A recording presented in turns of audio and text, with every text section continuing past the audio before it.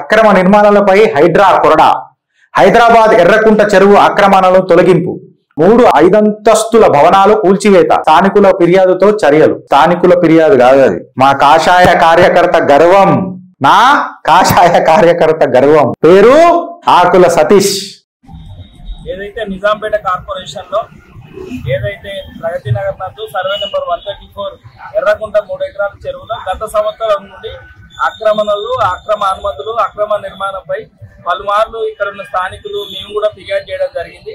ఏదైతే హైడ్రా ఏదైతే ముఖ్యమంత్రి రేవంత్ రెడ్డి గారు ప్రభుత్వ భూములు, చెరువులు, పార్కులను కాపాడుతా అని ఎన్నికలు హామీ ఇచ్చారు. హామీని ఈ రోజు గత ప్రభుత్వం మాటలు ఇచ్చి తప్పిన విధంగా కాకుండా ఇప్పుడున్న ముఖ్యమంత్రి అదే మాట చెప్పాడు. దానికి అనుకూలంగానే ఈవీడీఎంఎస్ మార్చి హైడ్రాగా ఏర్పాటు చేసి హైడ్రాకు నిధులు కేటాయించి కమిషనర్ గా ఒక ఐపీఎస్ ఆఫీసర్ సమర్థవంతుడైన రంగనాథ్ సార్ని ఏర్పాటు చేసి గత 15 రోజులుగా హైదరాబాద్ చుట్టుపక్కల ప్రాంతంలో చెరువులు, పార్కు, ప్రభుత్వ భూముల్లో కూల్చివేతలు జరుగుతూ మేము కూడా మా ఎర్రకుంట చెరువులో పూర్తిగా జైలు సర్వే చేసిండ్రు, అక్రమ నిర్మాణాలు తీర్చిండ్రు, చర్యలు తీసుకుంటారని ఆగస్టు 1వ తారీఖు రంగనాథ్ సార్ గారు ఫిర్యాదు చేస్తే పూర్తి వివరాలు అధికారులతో సమీక్షించుకొని నిన్న ఫీల్డ్ కు వచ్చి విజిట్ చేసి చెరువులోనే ఎఫ్టీఎల్ బఫర్ జోన్ లో నిర్మాణాలు ఉన్నాయని ఆగ మేఘాల మీద, అంటే ఒక అధికారికి, సమర్థవంతమైన అధికారానికి ఒక ప్రభుత్వం పూర్తి స్వేచ్ఛ ఇస్తే చెరువును కాపాడడానికి నిదర్శనమే ఎర్రకుంట చెరువు.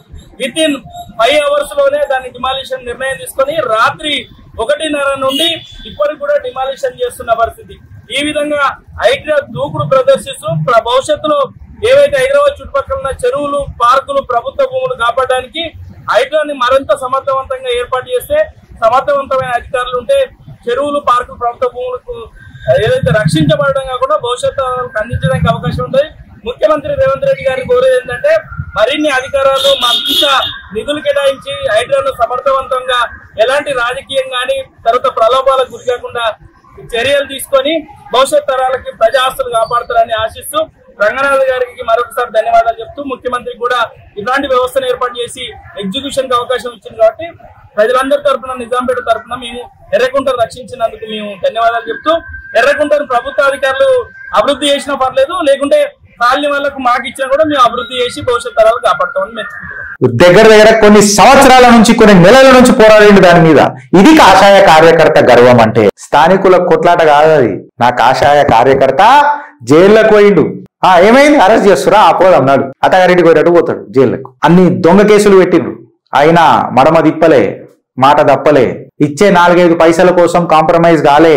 ఇగో ఇది కాషాయ కార్యకర్త. కాషాయ కార్యకర్తని గట్టిగా యూజ్ చేసుకుంటే అమ్మ తోడు మనకి ఇంకా ఏ శక్తి గల వజ్రాయుధాలు ఈ కాషాయ కార్యకర్తలు. పేరు చెప్తున్నా కదా నేనే, ఆయన పేరు చెప్పొద్దు గిరీష్ అని అంటాడు కానీ సతీష్ భాయ్ చేసిన మంచి పని ఖచ్చితంగా నలుగురికి తెలవాలా.